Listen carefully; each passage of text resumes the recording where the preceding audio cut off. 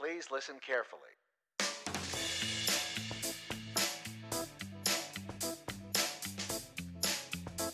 Hello, universe, and welcome to the Optimist Daily Update. I'm Kristy Jansen. And I'm Summers McKay. And we're part of the team behind the Optimist Daily, making solutions the news. We bring you reader-funded solutions news every day in order to change the tenor of news media, social media, and the direction of your day to make it one focused on solutions. 7 days a week, we publish positive news stories written by award-winning journalists and delivered online to your inbox and through our social channels. And also, we are sharing these solutions in a commute-worthy, walk-worthy, home office-worthy podcast. Today is Monday, the 12th of October, 2020. Guys, we have, today's going to be a little rough, and here's why. Amelia has to step away from the office today for a personal situation. I guess she's scratched her eye and will not be at the computer. So what you are getting is the raw cut of Kristy and Summers talking on a Monday morning. Please pardon the the all rights, the okays, and the buts, and the whatevers, which Amelia usually cuts out and makes us sound so much smarter. That being said, let's do this. Yes, and Amelia, if you listen to this, we hope your eye gets better soon. Yes, and you should go to the Optimist Daily. Just kidding. Okay, Kristy, how was your weekend? My weekend was nice. It was quite nice, actually. A beautiful weekend. I got to do a nice hike with Tucker and even went to the beach for a little bit. And I did not, even though I've been telling you to get your ass into the ocean, go into the ocean myself because it was not that kind of a morning. It was really cold and wet. It was chilly, right? Yeah, it was not super warm, but we do have a heat wave coming, so maybe but this I week. loved being outside. I loved getting a nice, good hike out there, and it was my first full weekend back at my house, and we did do a little bit of cleaning and processing of vegetables and food and all that kind of stuff, so that was kind of neat.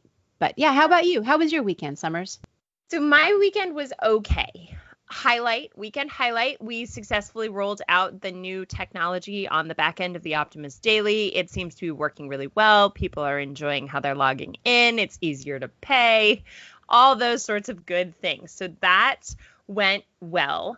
And the baby was in a pretty good mood. We did have kind of a rough day on Saturday that involved her drinking too much water and hurling all over my car and her bonking her head at the playground. So there were a fair amount of tears, but easily comforted, and she was fine.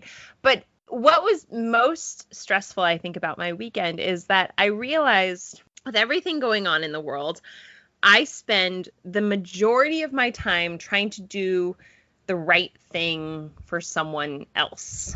I am in this constant state of rushing from one situation to another, trying to do the right thing for family members or do the right thing for colleagues or even, the right thing that I think is the right thing at the moment for work. And I kind of am at a breaking point because no matter how much I try to do the right thing for everybody else, somebody's always mad.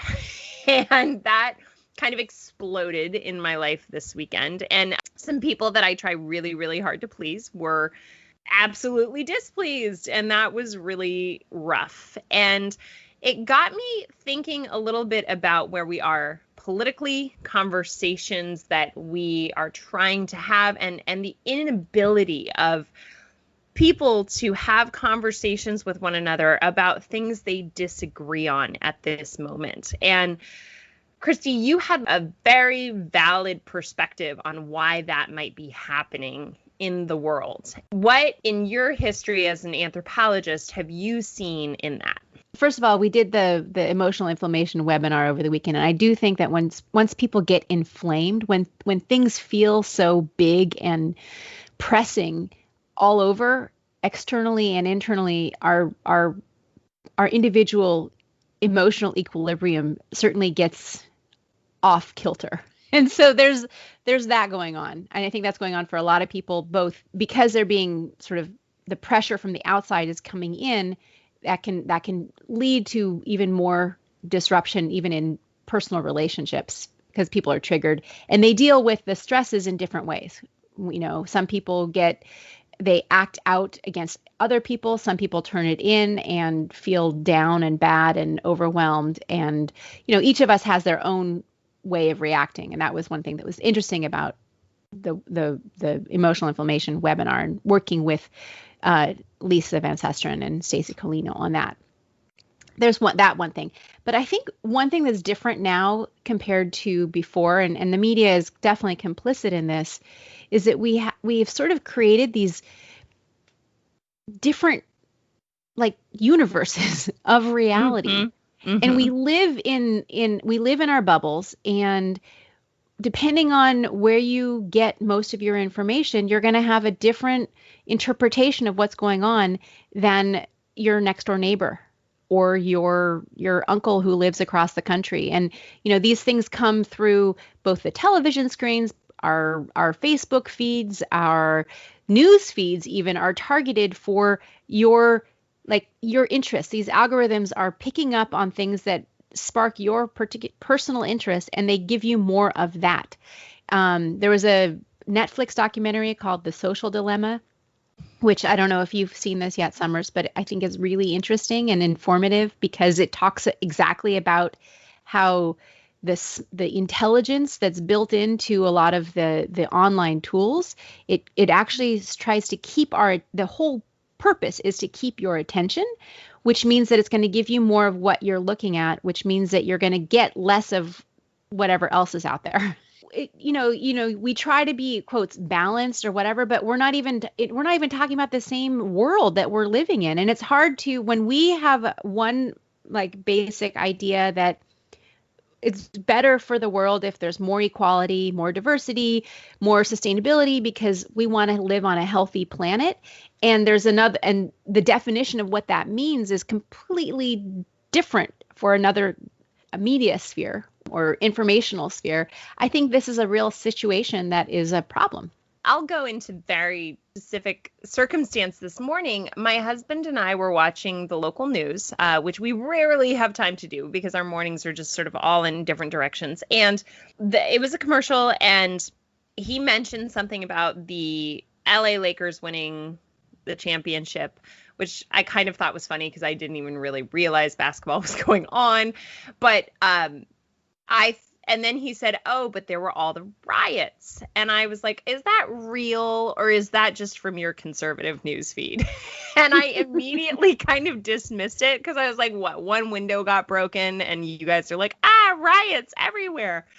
And it wasn't until our local news, which we both trust because it's a relatively non-biased news organization, reported on it, where I kind of had to backtrack, and I was like, okay, so I guess there was some rioting, and I guess it wasn't just your news feed.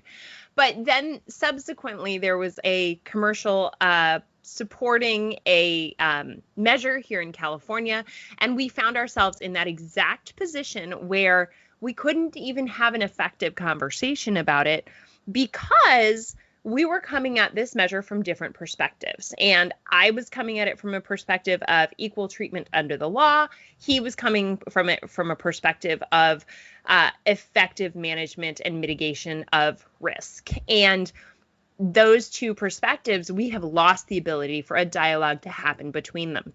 And I don't have a solution for the fact that that dialogue can't exist right now. I guess the only solution I have is that at least know where you're coming from and what you stand for, and that it may be incompatible for conversation, but that doesn't mean you guys are bad people, right? And right. Some people are bad people, but not everybody's a bad person just because they disagree with you.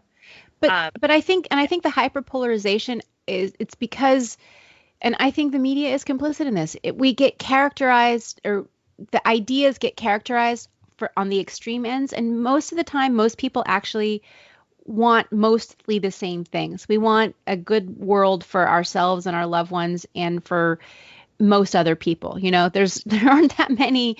Most people are decent, And we Yes. have to remember that. And that's what I think we try to do with the Optimist Daily is we focus on the decent behavior which is out there instead of all of the really not decent behavior. And so I think the headline we wanted to talk about, Summers, I'll read the headline and I'll let you take the first stab at discussing it. But the headline is our lead story, LGBTQ community adopts hashtag Proud Boys to drown out hateful rhetoric. And this is from the social justice category on the Optimist Daily.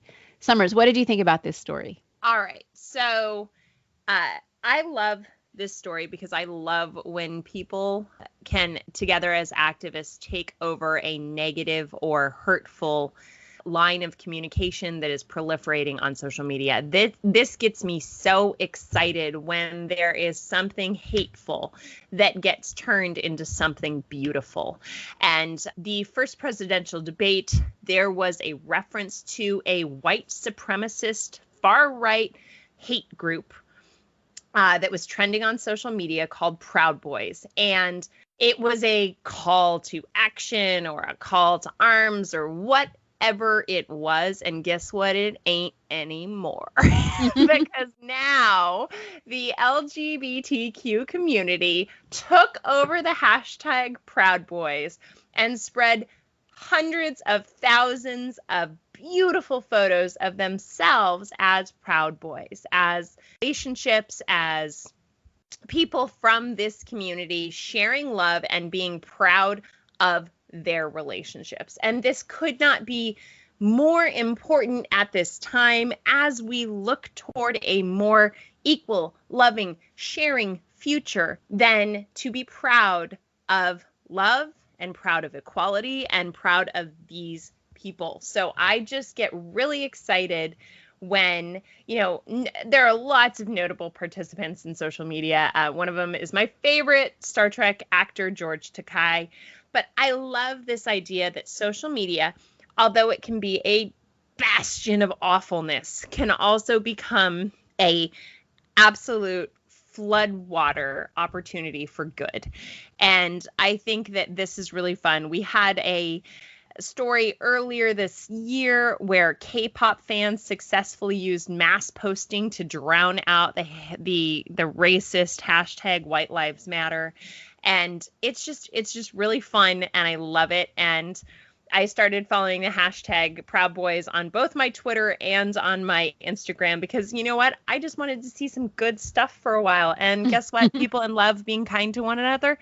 That's good.